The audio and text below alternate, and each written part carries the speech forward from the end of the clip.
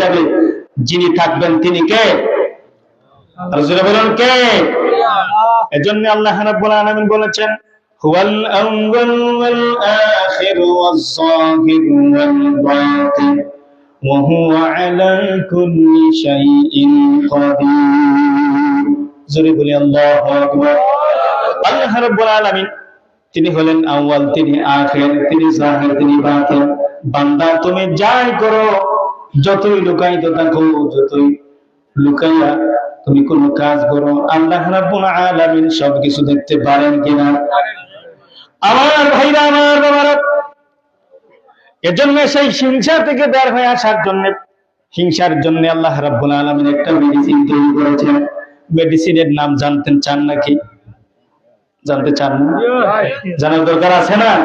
হিংসা যেহেতু মানুষের ভিতরে আছে, যেহেতু মানুষের ভিতরে আগুন আছে, আগুন থাকার কারণে তার ভিতরে হিংসা আছে। এই বদ অভ্যাসটা থেকে বেরিয়ে আসতে হবে। এই বদ অভ্যাস থেকে বেরিয়ে আসার জন্য আল্লাহ রাব্বুল